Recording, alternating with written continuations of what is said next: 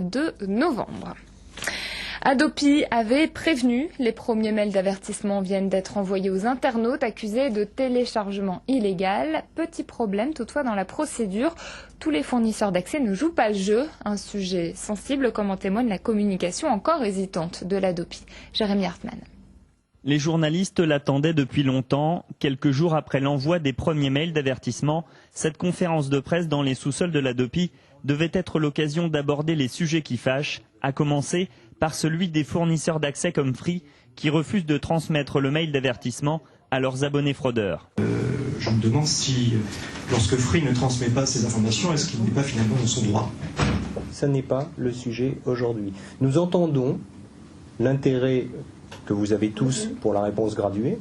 Néanmoins, ça n'est pas l'unique mission de la haute autorité. La haute autorité évite de s'appesantir sur l'épineuse question, préférant communiquer sur le lancement des labs, des ateliers de recherche et de réflexion confiés à des experts indépendants. Mais devant l'insistance des journalistes, voici la réponse lapidaire de la présidente de l'Adopi. La position de Free nous semblait a priori porter atteinte aux droits de leurs abonnés pour la simple et unique raison qu'ils n'envoient pas le mail, ils ne transmettent pas le mail que nous avons envoyé. Une immense déception puisque tout le monde attendait des éclairages concrets et absolument clairs sur la problématique soulevée par Free.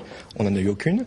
Les journalistes en sont pour leurs frais et la question demeure, y compris chez certains députés de la majorité qui à l'époque avaient refusé de voter la loi Adopi. On n'a toujours pas résolu ce problème d'identification d'adresse qui est demandé aux fournisseurs d'accès Internet.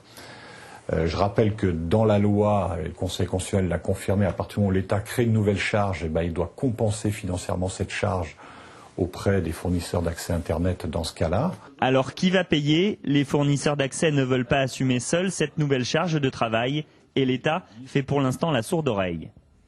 Caméra embarquée au salon de l'automobile. Le but du reportage que vous allez voir n'est pas de